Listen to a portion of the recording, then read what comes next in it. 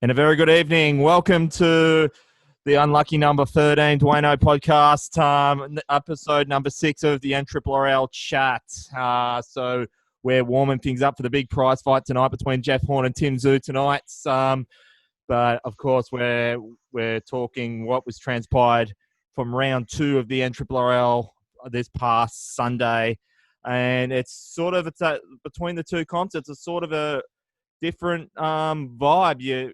Who lost the week before in round 1 have won by 2 points in the previous 2 games, that being Wollumbar and Bilambil just getting over Coogin.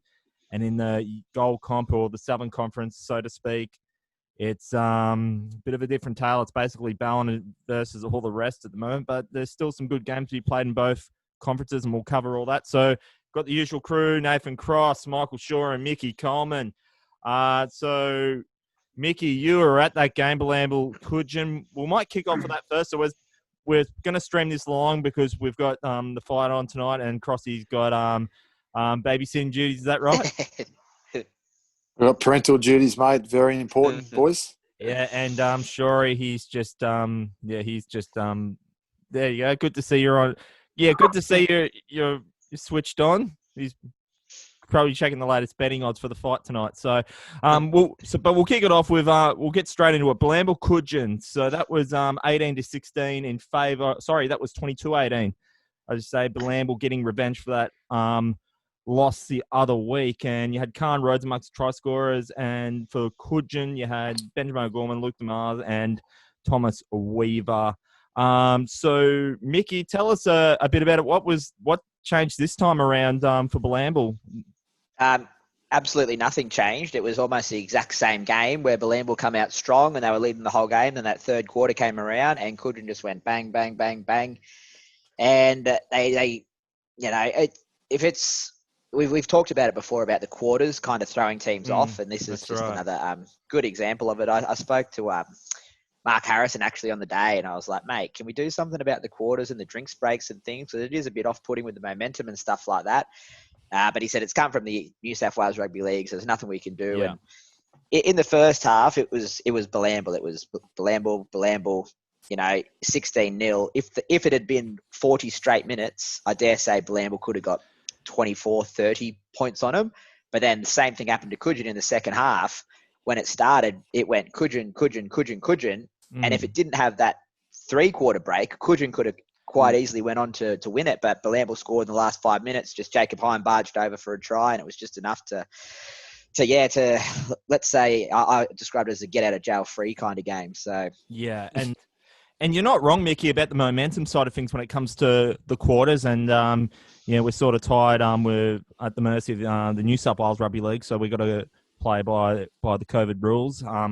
But you're not wrong. I've actually noticed that in just about every game I watched, and the one I called on Sunday, even that Wollumbar Tweed game, I noticed that it was so tit for tat. And then once the momentum shifted, Tweed started getting a run, the Wollumbar started getting a run, and then it sort of stuffs out the physicality of it too. Like Tweed would be fired up, and then they'd have a drink, and then Wollumbar would go and run and score a couple of tries, is what happened as well. But just to iterate more, we'll cover that other game in the next little bit. But just to stay on point with the Coogin Bilambil game, I think Coogin they had the advantage early because they were coming off a high from winning against Wollumbar, and then they and of course having that win against your guys the week before that. And then it took a momentum killer of 95-metre intercept try. Who scored that one, Mickey? It was a big Brenton Daly Holton. Just nabbed the intercept and ran the length, and it really got it started for Bilambil. Yeah, like you said, it was a huge momentum killer because Coogin were on the line, they were attacking, and they were pressing pretty hard. So yeah, and I think for Coogin too. And look, injuries are going to be part of the whole enchilada in this game of rugby league, but I think where Coogin not really went wrong is we said, and I said it with you guys at the beginning of when we started doing these podcasts, is that when Coogin, they just couldn't find the right combination halves. And then when they made those mass changes, and then Jalen de Groot and Thomas Weaver, Sam Grant come in, and then Jake Sands gets injured, fullback, and then Jalen de Groot comes in, and still a perfect fit. That's his normal position, then he wasn't playing. And then Sam Grant had to go to fullback, and then it's all changed around again. And I noticed that, well, they're going to have to keep writing a new blueprint, part of the game of rugby league. But I just think that it doesn't, for me, I'm not saying it rests on one player, but when Jalen de Groot comes back, they're counting the days when he's back. Crossy, is there anything you want to iterate on that game at all? Yeah, well, that's interesting because I didn't see that game, boys. But to hear that Sam Grant's had to go to fullback, that obviously he's the guy that steers them around the paddock. So that's a concern. And you've alluded to the fact that Thomas Weaver's obviously coming off the bench, which I know is part of the plan, as part of the Titans' strategy around the maximum amount of footy he's allowed to play, given his PBC duties and Gudgeon. So if the Groot's out, Sammy Grant's had to go to fullback. Not probably much happening in the halves there from a senior point of view. So that's probably not surprising. Got out of jail there. Yeah, but for me, Gudgeon didn't do too much wrong. I just think it's Bilambo wanted it more from what I saw. And then, but I think one of the players of the day, there was a few that stood out, more so probably on the Gudgeon side. Mickey, you could iterate. Tim James making a line break 40-metre run. And then did you see that one? He did this big 40-metre run. So he got a bit of momentum after scoring that one try against Moorlambar. And then what else? So then there was a try from Gudgeon in the corner. And then Caleb Zeeble showed his cricket skills where he must have played like deep outfield and just did this like was it like a basketball lob kind of thing, wasn't it? Jabbar like hook shot. And then getting it into, I think it was Connor Mills who scored in the corner, and that was pretty impressive. And then it looked like for me that Gudgeon were going to get on with it and finally like do what they do. But then Bilambo, as you would know, in the last couple of games where like they were down and then just have the best 15 minutes of their lives and then steal it. Yeah, it was. Well, it was tough because it was.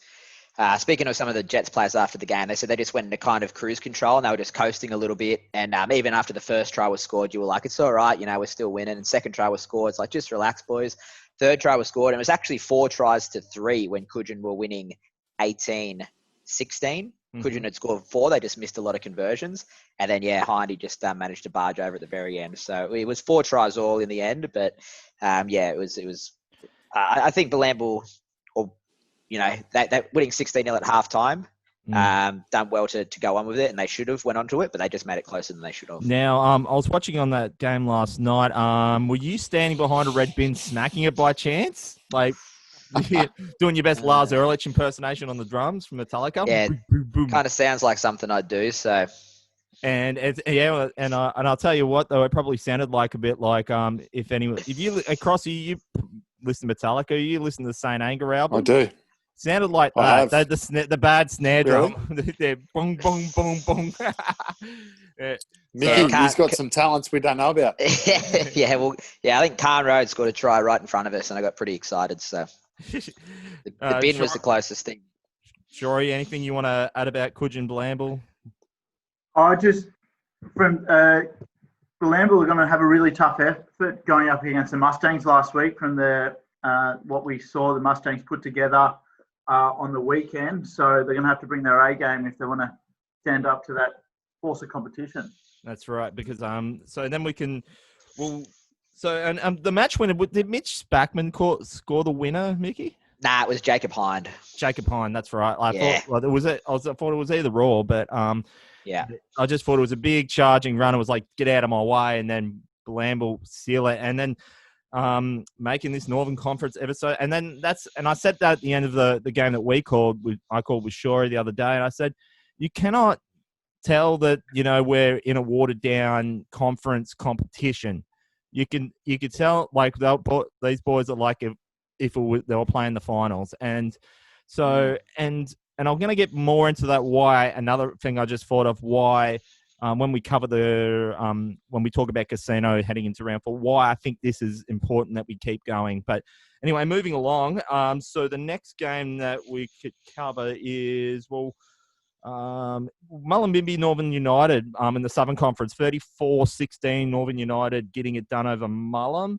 Amongst the try scorers there was Alan McKenzie, Clarence Kelly, Grant Brown, Jared C., Mitchell Ever from Mullum scoring a double. Joey Gordon kicking the goals there, kicking 5, and Zach Hartley for Mullum kicking 2. So I actually had a loyal Mullum supporter write into me on the weekend to my Facebook, and I just want to share something with you. And just to iterate, too, if anyone out there listening to this has any info they want to share to us, please let us know, because we're all, especially this year, we're getting everything mainly from word of mouth and from all you loyal supporters and people that watch this podcast. So if you got any genuine information, keep it clean. Just go to the Duaneo podcast Instagram, send a message there. We don't have a Facebook page, but send a message there, and at the same time, subscribe to the page and subscribe on YouTube and do all those things, and just get in touch with us there, and we'll get back to you and whatnot about it. So, but I saw this message and it was quite interesting, and it was just iterate about the border closures that Mullum were lost up to about 9 players. That previous game against Ballina, up to 9, and Crossy with some of them going to Currumbin, and they had no less than 6 players that had to play Reggies, with a couple playing every single minute of both games. So, which makes you wonder if Mullum could have actually made a case of being in the Northern Conference, especially with what's happening with Byron. That's another discussion for another day. But the Crossy, anything you want to share about on the Mullum side of things? Game-wise, or just it's tricky. politics? Yeah, probably more just the unavailability of players. I just feel for the Giants as I do for the Bay, because they are in those areas. It's so close to the Tweed and that border area that they do rely on those guys. And, to hear that guys at Mullum are playing a full game of Reggies and a full game of A-grade, it takes me back to Byron Bay have been doing that for years, boys. So, unfortunately, that's sometimes what happens. Well, Cross, I can iterate. There was none of a bloke who I know who I have daily dealings with, because I used to share an office with him, but and he goes by the name of Billy Headich. No doubt he'd be listening to this. He got a start for A grade, and when he told me for the 5th time he's retired, and he's just had a new bubs, and he was just wanting to fly under the radar, play Reggies, but they had to force him out of retirement by. It's that thin. So I can just tell by with Billy's playing, then well, sure, you might even be getting a start. I might have to, you might be out of the commentary box this weekend. You might be after some 20 odd years of not playing. Yeah, unfortunately, sorry. Sorry. I was going to say, Shorey, why don't we get people writing into the Duaneo podcast Instagram page? Let's see Shorey get a start for the Giants in the A grade. Let's see what sort of momentum we can get. Let's make it happen. So everyone listening, get behind our man, Sure Thing Shorey. Yes, look at him. He's still fit. He's training with Carney. So you're ready to go, mate. You're ready to go. I would love to, mate. When I step sideways and pivot, I'm very cautious with my knees after 2 knee reconstructions. Oh, come on. I think I need another one, to be honest. Mate, you'll be right. Mullum making sacrifices like that, it's like, the Warriors coming over. They're holding on. They're not forfeiting the game. They're allowing other teams to continue to play.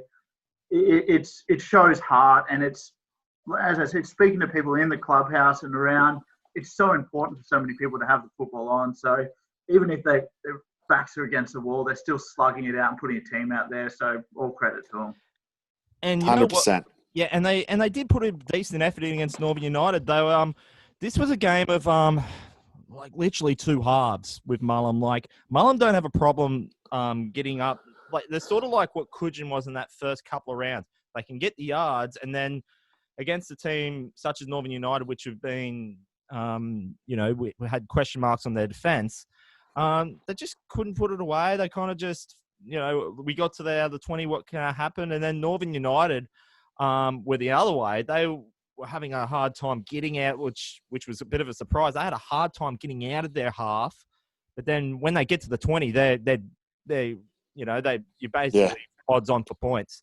And but then it sort of went the other way in the second half, where Northern United your man Clarence Kelly Cross. He scored an 80-meter try lie break, so he still got it. And then but then for me with Northern United, you wouldn't. I talk about the whole body language kind of thing when on the field. If Northern United were managed to put an 80-minute performance together, they will be up there. As I said, well, they'll be up there with the top teams of Ballina. They've got the scoring prowess like Ballina does. But what concerned me is, and you wouldn't think it was 34-16 in Northern United's favour, is when Mitchell Evers scored the second try. Mick, did you watch this game at all? You probably Yeah, did, yep. right? When he scored, Mitch Evers scored that second try. Northern were passing it along off there in 20, throwing like the game was in the light. They were down by 4 or 6 points, and they needed to try in the last 60 seconds. They were throwing it around. Something they didn't really have to do, and it was a sloppy pass. And Mitch Evers just paid, thank you very much, a Christmas present under the sticks. Is he the Mullumbimby player? The 5'8"? I think he's a 5'8". So then after that, they were all like, it was the same body language after they played Ballina again. They were just laying down, and I was thinking, well, and then Northern United, on the flip side, when Clarence Kelly scored, Mullum still looked like, well, we're still ready to play, and we're not going to win this game. So it's a funny one, it's a funny one. But what's your take on that, Mickey? You watched the game as well, so yeah, you'll have to forgive me, Mullum and Northern, because I'm not 100% on the names. When the Mullum 5'8" did score that try you were talking about and kicked the goal, they were winning 16-14, and there was about 25 minutes left, so they were right in the game. And it was the number 2 for Northern United. Mullum were attacking again. They put a big bomb up, and he took a great catch, 1 meter just in the field of play, and it was a game changer for me, because 2 sets later they shifted it wide, like you said, on the third tackle, and it must have been Clarence Carey run the length and got him back up again. And that's when they got pumped up again, and they looked like world beaters from there. So they scored another long range try. They were getting up there with ease, but I guess they need that momentum, and I guess not so much confidence, more like swagger. Like, you have to be, pumped, and when they're in that mode, they're not tired, they're not fighting, and if the chips are a little bit down, that's when, like you said, they kind of make it a little bit hard for himself, but. And they finished off. Rest assured, they put an 80-minute performance, and they'll beat anybody. Northern United. I've always said that, but it's just when it gets to those close games, they're not really. They're 2 and far between on either end for Northern United. They either win big or they lose just as much by the other end, which we've seen. Like, an 18-point win against Mullum is quite impressive, though. So and they'll have the local derby against Morris, which we'll cover in just a little bit. But moving along. It's a stream game, 18-16, Moorlambar versus Tweed. Shorey, I reckon if there was I guess what Mickey was iterating about the breaks and momentum and stuff, you seriously could not split this down the middle. You could split this down the middle. I think if there was another set of 6, I felt it. Raiders could have stolen it. If there was another, say, 60 seconds left for me.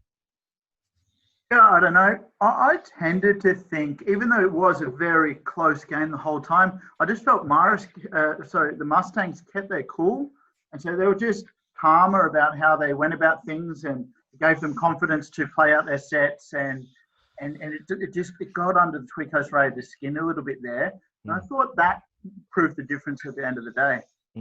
And I felt Muller. I think Moorlambar. I said at the start of the key to victory when we called that game, I said they had to get to a fast start because Tweed they don't stay complacent for very long if they ever do. Moorlambar got the first 2 tries, and they did. That's right.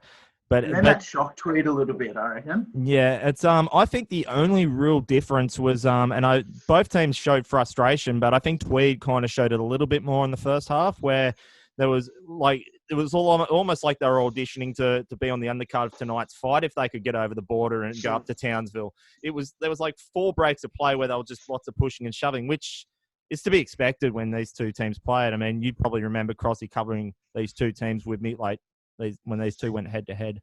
But it was just, I think for me, Moorlambar playing at the Colts ground also for the first time feel like this is going to be a momentum booster, and I think though Tweed really didn't do anything wrong at all.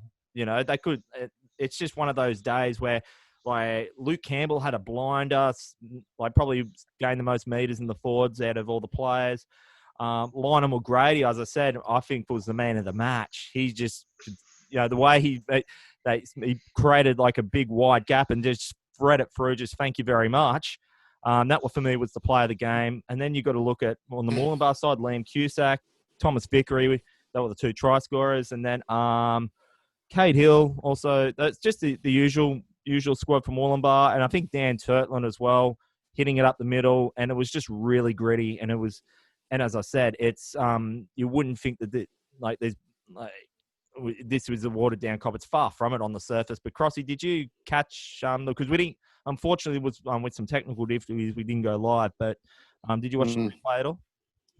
No, mate, I was going to watch it live and then I didn't catch the replay. But, just hearing what you said there about Lyndon McGrady, I think I tipped the Raiders because he was playing, but it was always going to be a tight game, wasn't it, with those two clubs? And I love the Mustangs move back to the Colts field. It's since 1989. It's just mate, it's just got that real good home vibe feeling about it, that place, and I think that'll be good for them this year. And talking to Nathan Jordan after that Coogin game, Nev, the coach Nathan Jordan, a lot of things didn't go their way against Coogin that day, and it's had a bit of a feeling for them this year. There's been a few things sort of haven't gone for them. So, mate, I'm pleased for them to see them sort of register a win in a tight game. Well, because they've been in every game they've played. They've played 3 games and they were in winning positions, and they probably should have won at least 2 of them.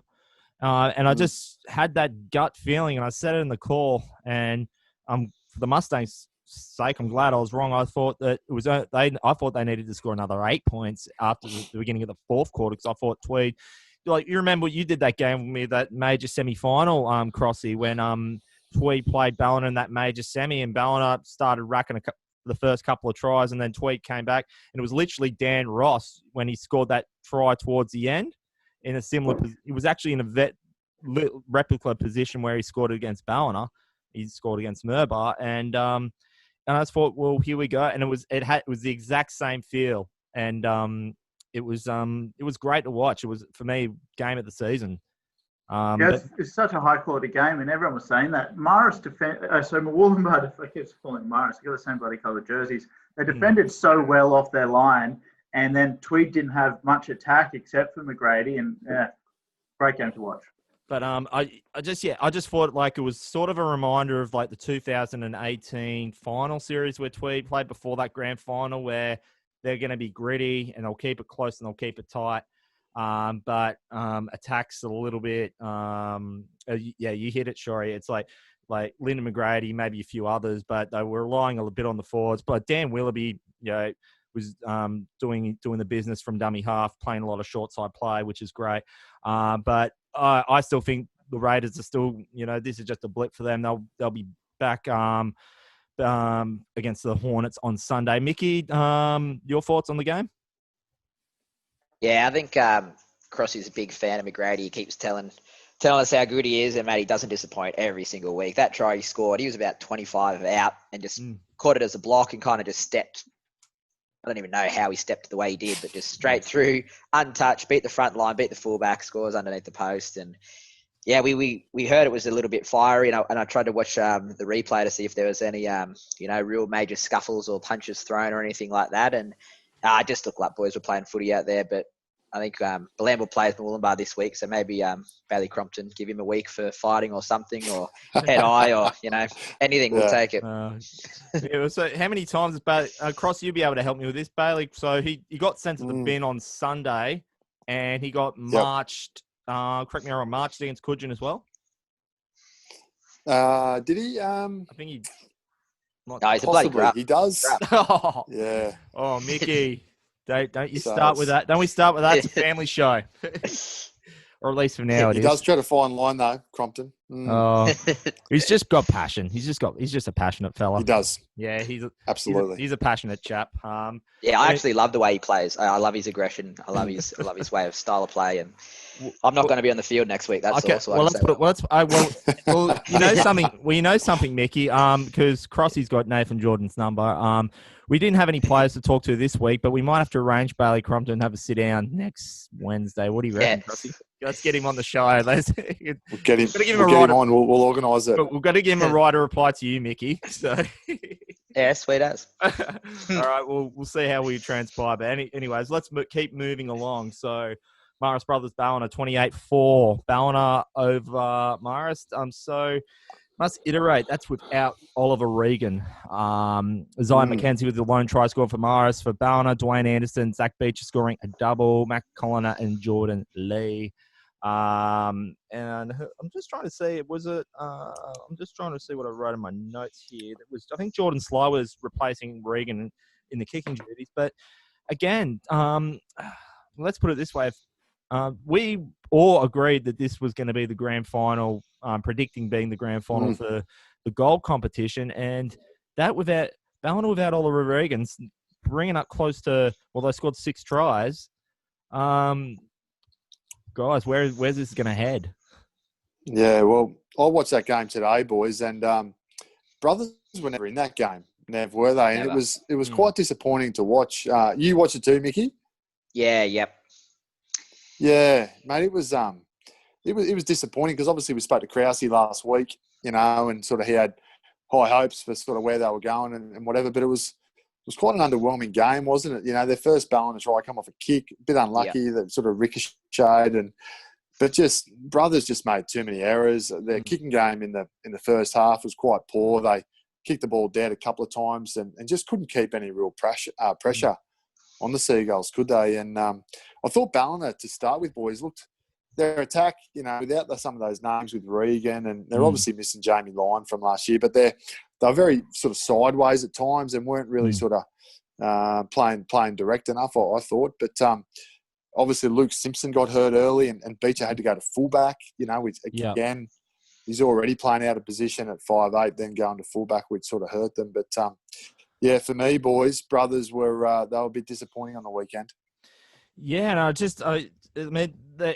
it was few and far between where they could actually get out of their own half, trying to complete a set of 6. It was just and that's against Ballina of all teams. Like you got to play an almost perfect game, and you might get within a try or two. But that Ballina just were given opportunities, and when you look at, say, the likes of, they started off pretty decent the first 10 minutes. Like Isaac Lee did a good line break from 20 metres and looked like he was about to chalk the first point. So it was nearly a perfect start for Morris. And then, as I said, they're handling errors out of their own 20.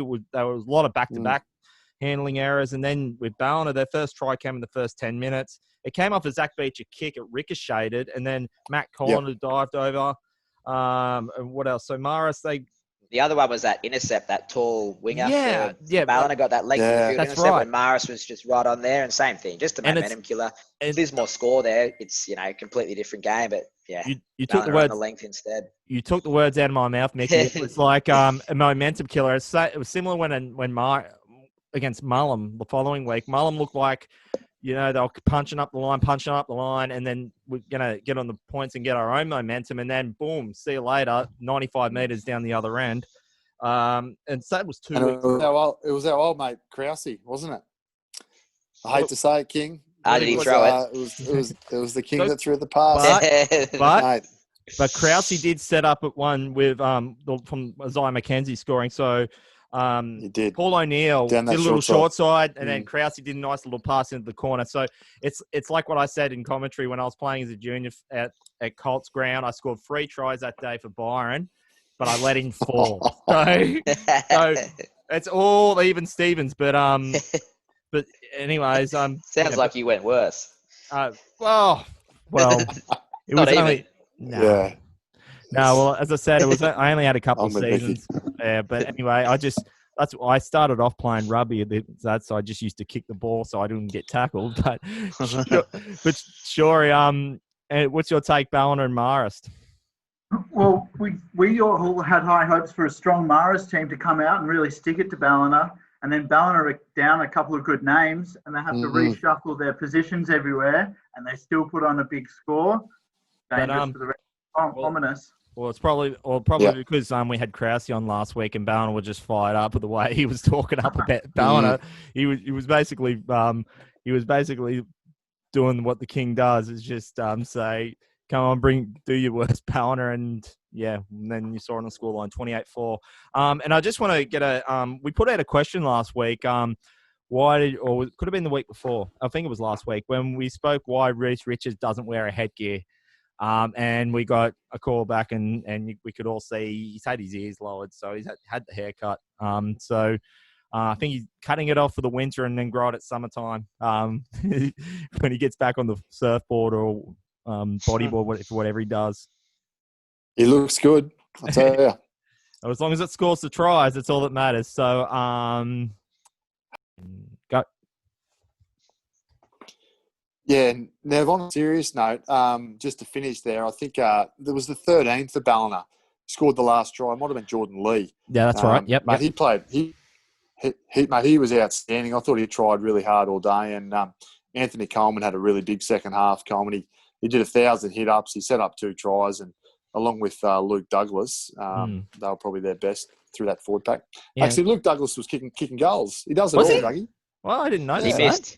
He missed it. Yeah, well, I was watching that at like 12:30 on a Tuesday morning, Monday night. So, like, who was actually kicking what kind of, went out of my peripheral vision as I was trying not to fall asleep. But not that it was a boring game. It was just work commitments and stuff only allows me to watch it at a certain time. But so, anyways, that was round 2.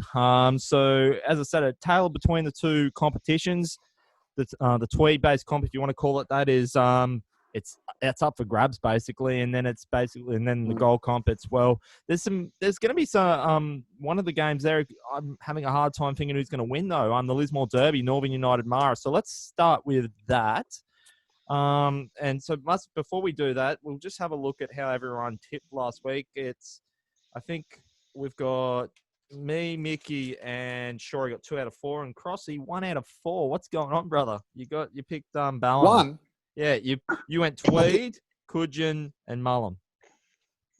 Mate, there's got to be some sort of investigation. There must be Don't say that in front of this. I've been saying that for weeks, mate. 1. Please. Look, I'm holding it right there. Okay, that's. Wayne is notorious for changing tips, Crossy, so there may be grounds. Hey, Shorey. That's what he did to you, Shorey. Shorey, I mean, we won't start on what you're notorious for, so no muss. Hey, Shorey, how did the bye go this week? Did you watch that game? Watch the bye. I tuned in last night. It was such a great game. Everyone's well rested. They're pretty happy with their performance, coming away with 1 point each. And Shorey, just credit to the boys. I'll tell you, it looks all over your Chevy Chase, mate. You look well rested too by watching that bye. So anyway, there is no bye next week, or there is in the Southern Conference. But okay, so let's have a look. See, so we've got Marist at home to Northern United, and as I said, this could go either way. If Northern United get their attacking playbook in order, they will win, and I think they'll win big. But as I said, that little 30 seconds against Mullum sort of makes me a bit concerned that if they're going to pull up for 80 minutes. So I was going to say Northern United, but I think Marist, it's a tough one. I'm going to say Northern because I know they got the points in them. So, but it wouldn't surprise me if Marist were to take it. I'm going to say Northern by about 10 because I think they will get the points in them and they'll have a good following. Crossy, who do you like? Mate, I'll tip Brothers. I'll tip Marist Brothers with no confidence. I'd expect them to play better this week. I think I think with a few of the stars out for Ballina, they might have. You never take a game against Ballina easy, but they were disappointing on the weekend, Brothers. So I expect them to get back on track. Mickey?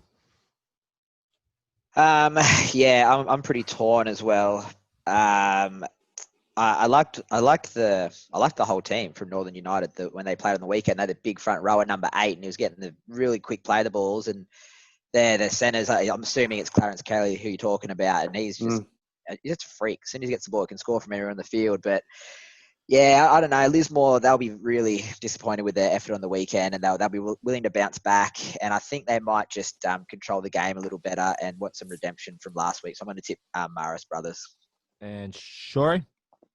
I'm going to tip Northern just based on I think they've got more points in them, and if Morris are only scoring one try last week, it's not going to give too much. Doesn't give me too much confidence that they can make big changes this week. I know Ballina are a pretty tough defensive team, but I think that's right. I think Northern by 12. Yeah, as I said, I just think we know Northern have got a proven track record where they can score points. It's Marist, and that's the thing too. Like they scored 56 against Casino the weekend before, so it's you got to play. You got to take it in perspective a bit. But I just think Northern they'll be. They had that one blip against Ballina, but they haven't really played vastly, bad outside of that. And they had a big game against Coogin. It's just a question if they can play the 80 and they just get fired up. And I think they will be. For those games, those Lismore derbies, they were always fired up for. So we'll look forward to that one and the other game. So it's Ballina and Casino. This is actually over 2 weeks. So Ballina at home this week and the Casino the following week. And I said at the start there where I think I'm so glad that this competition is actually happening. And it's for the sake of these Casino boys, for example, because I've said the past few weeks where a lot of these boys are playing either in the Andrew Johns Cups under 16s, Laurie Daly Cup under 18s, Norrrrl Titans, or even a whole vast of them are in the under 23s.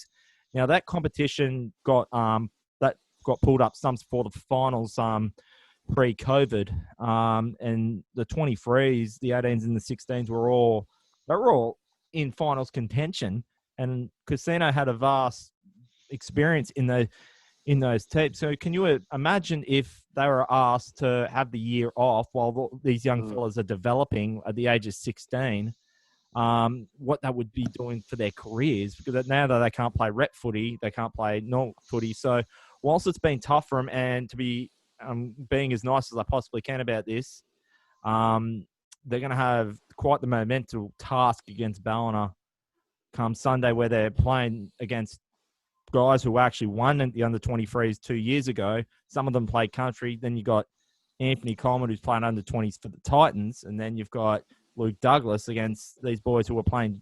Some of them were playing junior footy last year.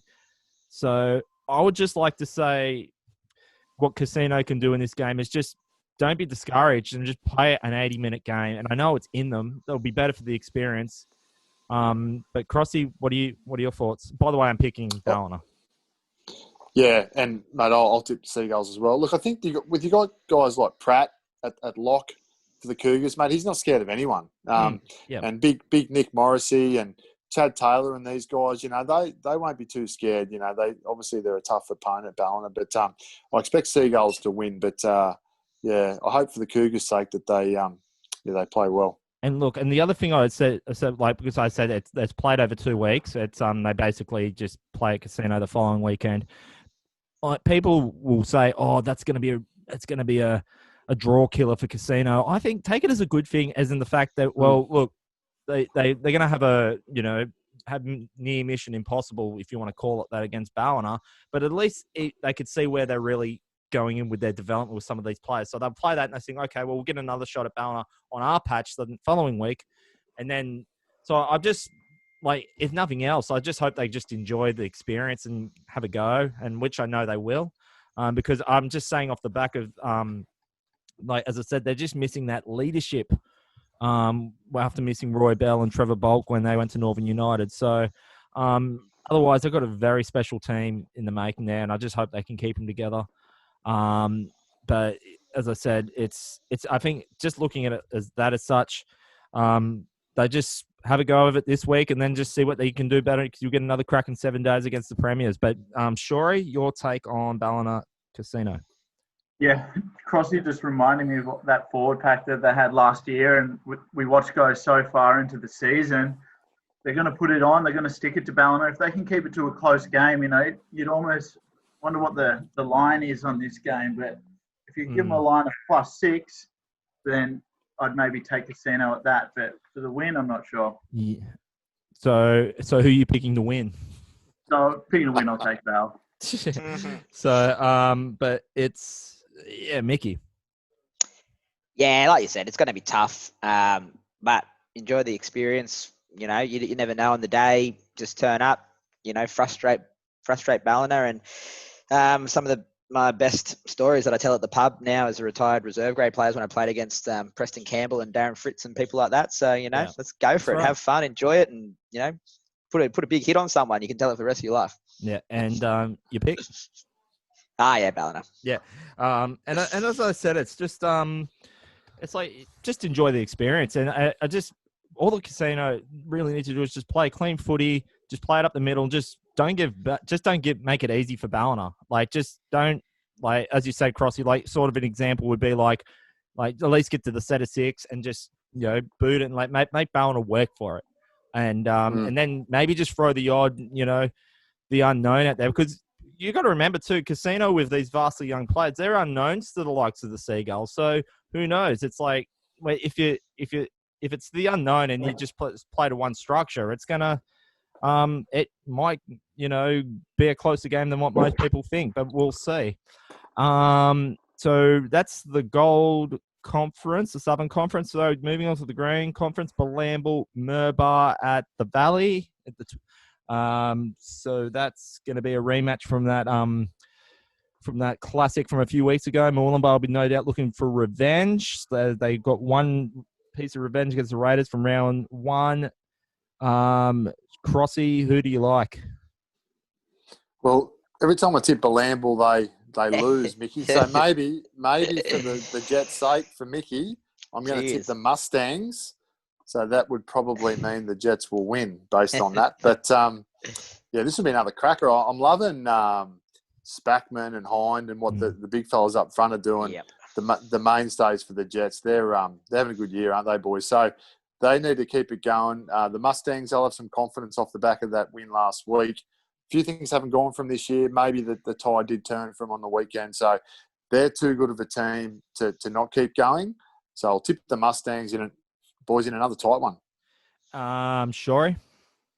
Yeah, I'm tipping the Mustangs. Speaking to some of the managers on the field, they were just saying the Mustangs haven't been gelling together. That's why it hasn't been going this way. But after the game, they gelled really well together last week, and I think they'll have a great week of training, and they'll come out and get the 2 points over Bilambil. Mickey, tell us why Bilambil's going to win. Well, sure, he kind of said it then about the whole team's not gelling. And I don't think any team this season has put their best 17 players on the field as such as yet. Every team's either had a COVID breach or not a breach, but a bubble, restriction or an injury or this and that. And it's been like that at Bilambil, very much so. 2 or 3 of our, strike players haven't been able to play. But fingers crossed this week we'll get at least our top 15 out there. And at Bilambil, I just think we might put a show on, actually. Well, I think let's put it this way. Moolumbar 36-22. They were up with a quarter to go, and they just put the cue on the rack, and Bilambil put by 18. I don't think that's going to happen this time. I think Moolumbar showed some grit last week, and I think this time be a tight game. It's going to be a classic, but I think Moolumbar probably just by about a try, by about 6. But it's going to be tit for tat as it has been the trend in the Tweed Shire as of late. And now Tweed Coast Raiders at Cabba versus Coogin. Mickey. Oh, yeah. Honestly, yeah. Coogin played well against Bilambil. They played really well. They deserved to win it. But we're talking about the positional changes. And it wasn't their best team put forward. Like, just from the injuries and not having players available and players having to play out of position. And they still played really well. So it's Tweed Coast at Tweed Coast is always just a huge game too. And just the way McGrady's playing. I know you can't focus too much on one player, but I think, I don't know if Drew Lanston played number 6 on the weekend as well, but if, and did Fishy play in the halves, those two like old heads, just kind of like they don't have to do anything, but the rest of the team is in the right positions to do it. So honestly, I'll just pick Tweed Coast. Like, seriously. Crosby? Yeah, I'm with Mickey. I'm looking forward to this one. I was glad to hear one of you boys mention before Lukey Campbell back coming off the back fence. He's a cult figure, Lukey Campbell. I love watching him play. So if he was big in their 2018 season when they won the grand final. So, and you're right with Fishy, DeTheory and Lanston and the boys, and we know what McGrady can do at the back. So, be a really good game. But I think the Raiders, something's telling me they might click into gear this weekend. So, I'm behind them. And sure. I'm going to go Raiders as well. They put in a really good effort. They were just got a bit frustrated. I reckon they're going to calm down. I don't think they will lose anyone to the judiciary. I think there was one bloke on report, but I reckon that'll be right. Is that how you pronounce it? Is there something you haven't told? Important. Hey, have you got a source there by chance, Shory, that you haven't revealed? Is the? Oh no, I just leant over the comm box there and said, "What do you reckon?" That's right. And I reckon they'll put it together, and they will be very disappointed at that loss against a local derby. So I reckon they'll be a bit flared up. But I reckon this might be game of the round. Might stop in and have a chat with beer with you, Mickey. Yeah, and okay, so all right. What? Okay, we're kind of. I'll be at Blamble. Oh, of course, sir. Yeah. And you'll be. Okay, and so just to iterate with Tweed Coast Raiders and who's it, Coogin? Look, as I said, Raiders didn't do a whole lot wrong. Probably, if nothing wrong, I just think they've probably got a little bit too hot-headed. But they like in the first half gave away some penalties, which got Mooloolaba up to get the points that they got to eventually win it. Other than that, they were doing everything they needed to do. But this time, being on a home patch, Coogin, again, haven't done too much wrong. But as I said, just their having to reset and gel their halves in the fact if Jalen de Groot is not playing, I'm not sure. If he plays, I reckon that's going to be, the game of the season might only be 7 days long, because we could have another one here. But I'm going to say Raiders, knowing what I know at this point in time, but they could all change by Sunday, but I'll stick to the Raiders. So there we go. And also, just a bit off topic with the Nrrrl, who's going to win the fight tonight? Shory. Zoo. Yeah. And there's no points for this, so Mickey, who do you like, Jeff Horn and Tim Zoo? Honestly, I don't know a lot about boxing. I'm more of a lover than a fighter, but I heard I listened to a podcast with Tim Zoo, and he sounds pretty cool. So, Tim Zoo. Yeah. And Crossy? I'll go the other way, boys, to make it interesting. Jeff I've got Horn. no idea. Well, let's put it this way. It's funny how Horn's COVID... champion, isn't he? No, Yes. no, he's former. Former Oh, champion. right, okay. But look, as someone that's... Who have you got? Who have I got, Bardos? Well, here's the one that breathes and sleeps boxing when I'm not talking to you guys and calling footy and pushing pens for a living. Okay, so basically Jeff Horn, well, let's put it this way. I was actually going to be flying up to Townsville if it wasn't for the COVID bubble that's put in place. So I was going to have a few days with Miss B up at Townsville, but that's not to be. I'm here talking to you boys. Okay, but Tim Zoo. Hey, Nev, just to catch you off, sorry. Boys, I've really got to go. Okay, so... All right, I've got some stuff happening out here with the two children, and I'll get it out of here. All right, okay. So it's right. I'll tap out. Have a good weekend, boys. Good calling. Okay. And See you, Crossy. And sorry, just a bit, and just okay. We'll see you on Sunday, Crossy. See you, brother. Okay, all right.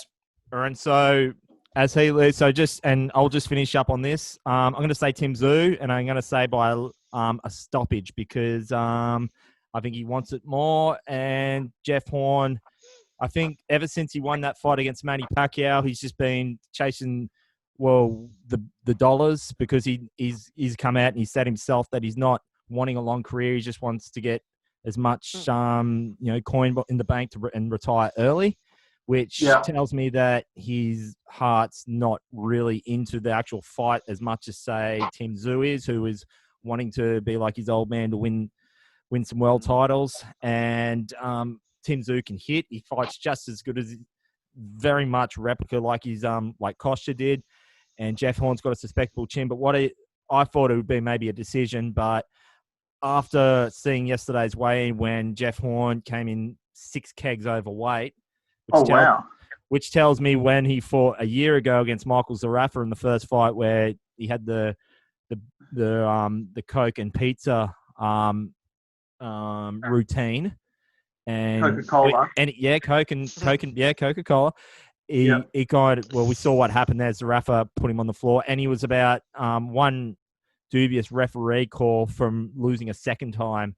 When he fought Michael Zarafa in the rematch, like Zarafa had him beat, and then his eye was busted, and his eye was busted up, and then the referee stopped to get the doctor to look at it, and he got a bit of a breather, and had a breather, and that's the only reason why he didn't get stopped the second time. But Tim Tszju's better than Michael Zarafa, in my opinion, and I think he'll be a stoppage. And I cannot. What happens when you come in 6 kilos over? Yeah. Catch weight? Well, he's he had to go in a sauna and not drink water and lose weight that way. So so he'll be rooted. He was late. So, to tell you that if anyone was fair dinkum, like how can you be serious and rock up to a weigh-in 6 kilos over? It's ridiculous. It's absolutely That's ridiculous. A huge amount of weight. It tells me though he's taking Tim Tszyu lightly, if nothing else. Like you could have debated to say if his head was in it.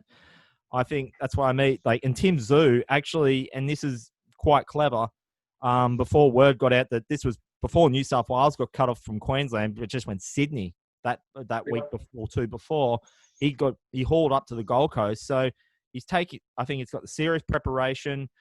He's and the family lives and breathes boxing, and he might have the same last name as Costa. But he also fights just like Costa. Like he's still not proven to be a legend like Costa, but it's in the making. And Jeff just wants to have that after that Pacquiao fight. It's like I think he had that 15 minutes. He had the big fight against Terence Crawford, won one title defense, then fought Terence Crawford.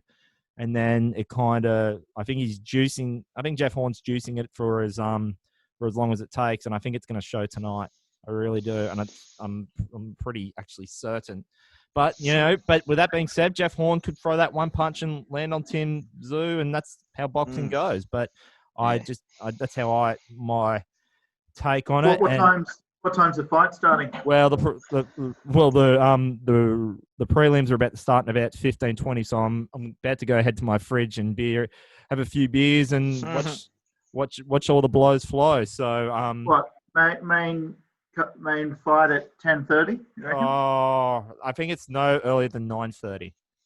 No earlier than 9:30. Okay. Yeah, okay. But by the time this podcast comes up, it's already going to be done in 1. So. I just want to iterate too that it's funny with all this COVID stuff that it's funny how Crossy living in Queensland is going for the Queensland fight, and whilst me being a Maroon, for example, I'm going for the New South fighter, and so everyone else. But I heard Justin Hodges say on the footy on NRL 360 last night that he's actually picking Tim Tszyu as well. So it's not a Queensland bias thing. It's just a boxing analogy thing. But anyways, lads, so that is all she wrote for a pretty, as I said, we've got things on tonight, so very streamlined podcast tonight. But we'll be back to our normal setup next week. We'll have a player chat. Hoping to get Guy Lanston on maybe next week. We'll see if he wants to come on, or your mate Bailey. Or your mate, new mate, Bailey Compton. We'll see what we can do because that's what we do on this podcast. We offer the right of reply. So yeah. Okay, so leaving it there, Mickey. No doubt you'll be at Blamble. Hopefully for the Jets' sake that they can keep on going on. And Shori, where are we going to see you on Sunday? I might stop in and watch the Tweed Coast coaching game, or I'll stop in and have a beer with Mickey at Blamble. Yeah, I'll meet up after. And then you give him a bag of passion fruit to go with it. No problem. I actually don't like passion fruit. I don't understand them. Oh, I don't get it. Then I'm going to leave. The seats. Then I'll just leave now, and then you boys can, have the because we probably can't show what's going to happen when Shori's reaction. Yeah, right. Don't say you don't like passion fruit in front of him because I don't understand what you're supposed to do with the seeds. Do you eat them or do you spit them out or you? Eat them. You eat them. Just enjoy them. Okay. Flavor bubbles.